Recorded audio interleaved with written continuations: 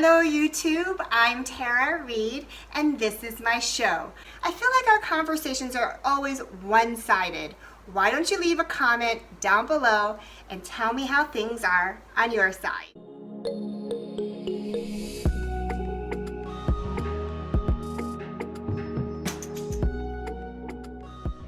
In today's show, I am going to give you my opinion of the Cuisinart Griddler. It's been around for over 6 years, but sometimes people forget how good something is. Maybe it's been on your shelf, or maybe like me, you never heard about it until about a month ago. Let's take a look at it. I'm going to make some paninis and a Korean pancake for my lunch today and have a couple of extra for later on. These have gotten a little bit more sophisticated over the years, but I have the one on the right that's $79 right now. And then you can see you can also purchase waffle plates for this, which is kind of cool. And if you buy it new, it does come with this handy dandy griddle spatula.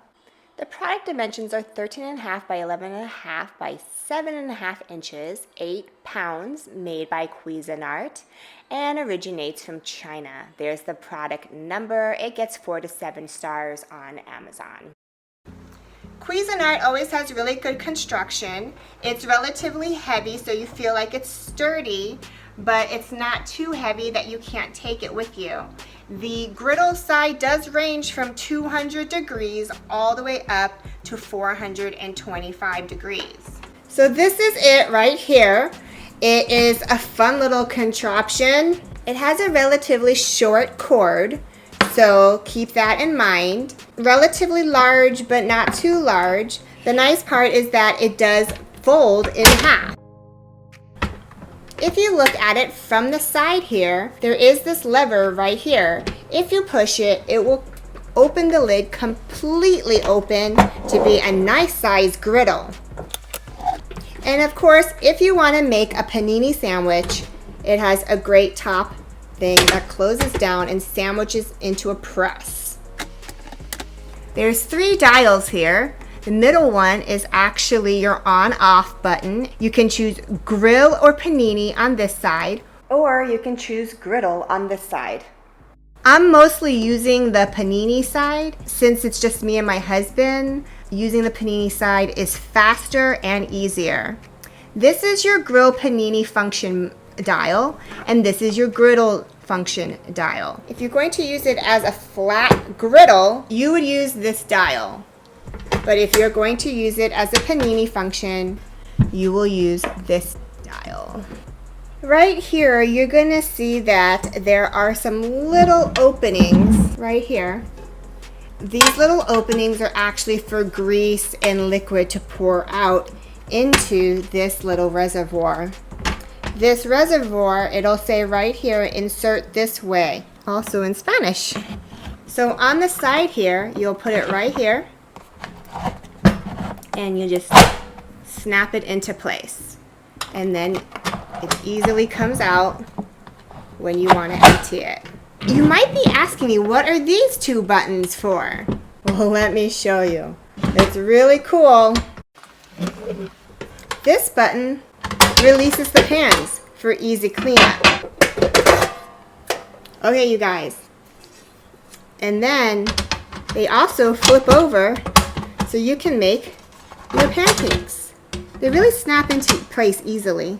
You gotta slide them into these 2 grooves right here, and then just snaps in place. The one on top doesn't really have a groove, but you know, you kind of want to follow it correctly. But it just snaps in place pretty easily. Ta-da! So easy. So now you have a pancake griddle. And it's great for traveling too. I already took it to a friend's house to make Korean pancakes at their house. I use this thing to roast vegetables, grill cheeseburgers and hamburgers, make pancakes, kimchi pancakes, and paninis, grilled cheese sandwiches, and quesadillas. It's really cool. Okay, you guys, I'm going to go ahead and turn this on to the grill panini setting. You can see that it turned red. And then I'm going to turn this over to high. And then when it's ready, it's gonna turn green. All right, so you wanna spray this up with cooking spray. And while we're waiting for that to get green, thought I'd show you this cute little food hugger. I didn't wanna use my whole tomato, so I cut off what I need and then I put it back into this little food hugger, which is more eco-friendly than a plastic bag.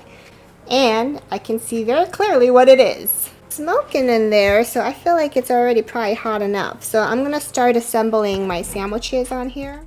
It makes it pretty easy to do. What I do is I just put it right here. Oh look, it just turned green. I'm gonna go ahead and put it down to medium. And I'm making 2 sandwiches as if my husband was here. My tomato. I'm gonna put a little bit of cheese. Some of you know that we have been doing Weight Watchers. If you watched my last show, you'll see. For flavor, I'm adding a little bit of Kraft Italian low-fat dressing. Add that right there on top of my tomato. Give the crab meat a little flavor. I like these English muffins because they're only 3 points on the Weight Watcher scale for a whole sandwich. And they panini really nicely.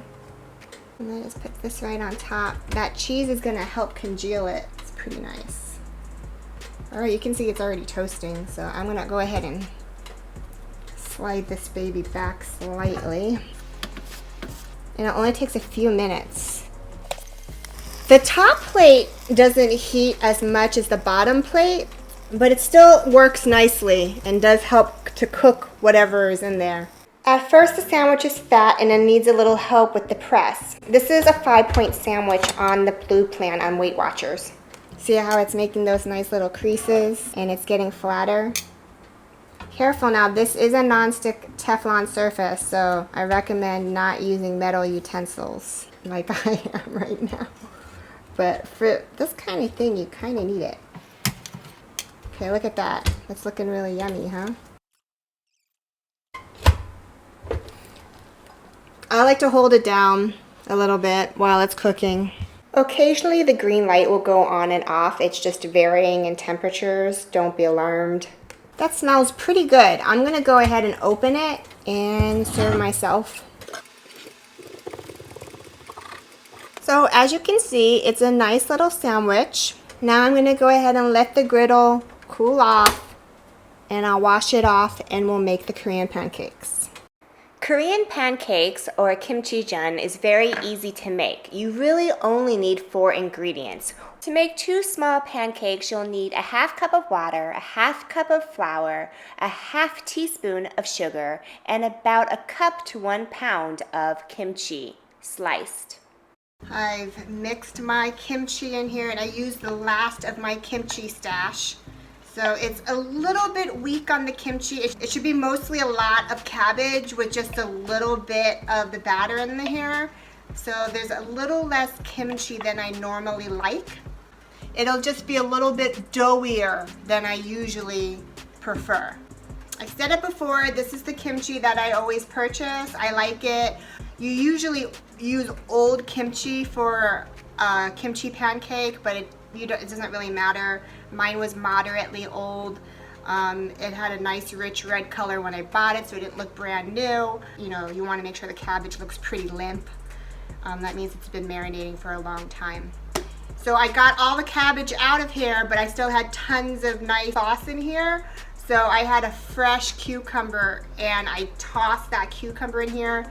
Makes delicious fresh cucumber kimchi flavored salad.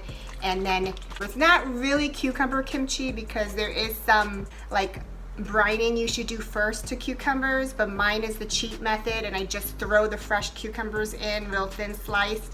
You just mix it up and keep it in the refrigerator, and it's not gonna last you as long as a real cucumber kimchi. It is gonna stretch your kimchi sauce. All right, these are super easy to clean, just like any nonstick pan.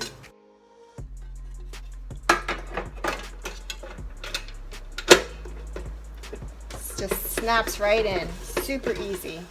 You could flatten this out and use the griddle option, but I like the panini option. I feel like it cooks things faster for a smaller amount of food. So I'm just gonna spray some spray on here and let it heat up. Okay, it's green again, so I can go ahead and put my batter in. Flatten the batter down as much as you can, making sure all of the dough is intact like a pancake. With this pancake, normally Koreans will make it about the size of a plate and cut it up like a pizza, or if they're serving it as an appetizer, they'll cut it up into little squares with a little bit of soy sauce. It's really good. I'm waiting for the kimchi pancake to get kind of crispy along the edges before I flip it. As you can see traditionally people just do it in a pan and then they flip it, but because I have this and it has the top lid, it makes it cook faster. Okay, it's time to flip this over. Definitely want to use the non-stick spatula. See, that's looking really nice. Now I have a little extra vegetable oil here that I like to just put on the top. Normally I'm not interested in adding more oil, but I want it to be extra crispy and delicious. It's looking really good. The idea is to have some of this nice kind of burnt look on it a little bit, so it's nice and crunchy when you eat it. Delicious. I'm gonna make one more, and I'm not gonna eat them right now because I just ate that sandwich, but I can freeze them, heat them up real quick, either in the microwave, in the toaster oven, and enjoy a yummy, delicious, savory treat. While filming this episode, I couldn't help but think of a funny kind of little analogy. This Cuisinart griddler was a hand-me-down. It was given to me secondhand. And the person who first had it didn't need it anymore, didn't find use for it, or, it just didn't fit their lifestyle. But then when it was gifted to me, I took it and I loved it and I use it and it's come into its own. The Cuisinart, I couldn't help but think, is something similar to a good friend or a family member or somebody that maybe we've taken for granted. We think out of sight, out of mind, or we put them on the back burner, or they're always around and we just don't appreciate them for who they really are. So it's time to bring them forward and tell them that we care about them and encourage them wherever they are in their life. I was reading Philippians chapter 1, verses 1 through 11. And it's Paul talking to his friends far away. He's been removed from them because he's a missionary, or he's imprisoned, or he's suffering for the cause of Christ. But he thinks about his friends and he prays for them and he asks God to complete their good work in them, that God is, set out for their completion. I challenge you and me to read this passage in the Bible, Philippians 1 through 11, that just starts out in verse 3. I thank my God every time I remember you.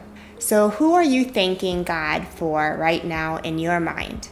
And I encourage you to pray for them and then maybe give them a call, send them a text, and or maybe they're right next door to you or next to you, and just say, hey, I was thinking about you and I just want to see where you're at, how you doing today. I tell you, you're going to brighten that person's day and brighten yours as well. Have a great day. Thank you for watching my show. Please like this video if you have found value in it. Share it with a friend and watch again. This episode is dedicated to my sister Lois, who loves kimchi. Bye.